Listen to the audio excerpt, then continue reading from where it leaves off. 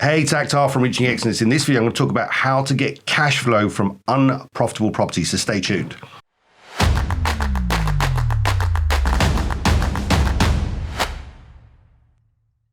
Okay, so in this video, I want to talk about how you can get cash flow and how you can make unprofitable properties or unprofitable property deals into profitable deals. So look, this is a question that I get asked all the time. I always get people inside of our academy or people sending me messages saying, can you look at this deal for me and see if this is a deal or not, okay? And sometimes people bring deals to me and go, look, traditionally, this isn't going to work, okay? This isn't going to work as a standard buy-to-let. The numbers don't quite stack up. Or if you're dealing direct to vendor, where you're dealing with a motivated seller, sometimes they have problems where there's a lot of debt behind the property that needs to be cleared. So let's talk about a couple of situations and how we can make unprofitable properties profitable. Now, there's a key thing here, and this is a mindset shift that I want to give you, okay? Good deals are not found, they are created. I'll repeat that again. Good deals are not found, they are created. So you have to create the opportunity. You have to structure the deal, negotiate the deal to make it into a good deal, because, great deals don't always just land on your lap. You need to have the skill, the knowledge, the understanding of how to create a deal into a good deal. So I'm going to give you a couple of scenarios of deals, okay? And I'm going to talk direct to vendor first. I'm going to talk about some unprofitable stuff in a minute, okay? So I've had lots of deals that come to me. Sometimes when you're dealing with people direct to vendor, the reason they need to sell their property is because they're distressed. Normally it's financial distress. So quite often we have people come to us and they say, look, I've got to sell my property. Let's say, for example, the property's worth £100,000. They've got £75,000 mortgage, but they've got 25-30 grand's worth of unsecured credit card debt. So people go, well, we need more money to clear the debt. Well, actually you don't, okay? You need to have the skill and knowledge to know how you can separate the two things out and make the deal work. So here's what I typically do. When you're in a situation where you're dealing with vendors, direct to vendor, who've got debt, you need to separate the unsecured debt and you need to separate the mortgage.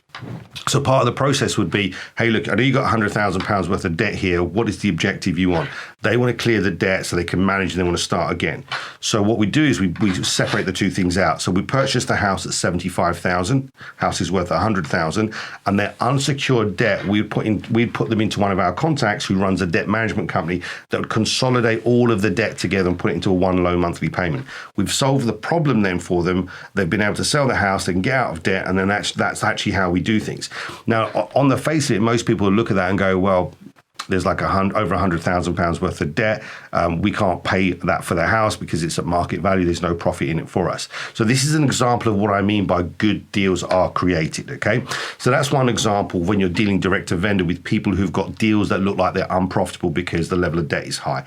This sort of stuff happens, and going forwards in the current market we're in the recession that we're in, there's going to be a lot more of those types of deals that happen. Now, you might source some of those deals through estate agents. If you're doing any kind of direct to vendor marketing, whether you've got a website, whether you're sending leaflets out or letters out, you start to see these kind of opportunities come in. You need to know how to negotiate the debt down. Sometimes you'll have what's called a second charge. So they'll have a first mortgage and they'll have a second charge mortgage on it. Again, you can go back and renegotiate with those second charge lenders. I've done it before where there's been a situation where the property's been in negative equity. I've actually gone back and asked the second charge lender to bring the mortgage down, basically to write off part of the debt. And the reason that they would do this is because they realize if the property was to get repossessed, it was go through the whole repossession process, the first charge lender, the main mortgage company, gets their money back, and anything left over comes back to the second charge lender. So if a property is worth £100,000 and it goes to get repossessed, let's say the first charge lender's got a mortgage on it for £75,000 and the second charge has got £25,000.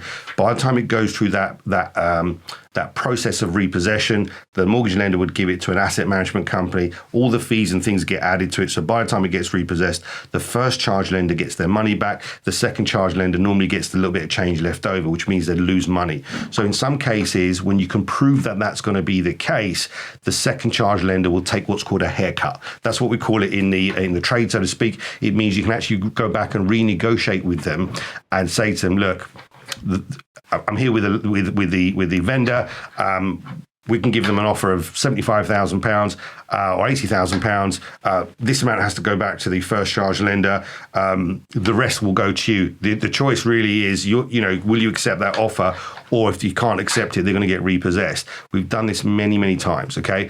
Doesn't work with every lender, but with most of them, if they see that it's the best option for them, you can actually get them to reduce or cut down the loan. Okay, it happens. You can also do this with a first charge lender as well. So this is kind of some advanced stuff I'm teaching you here.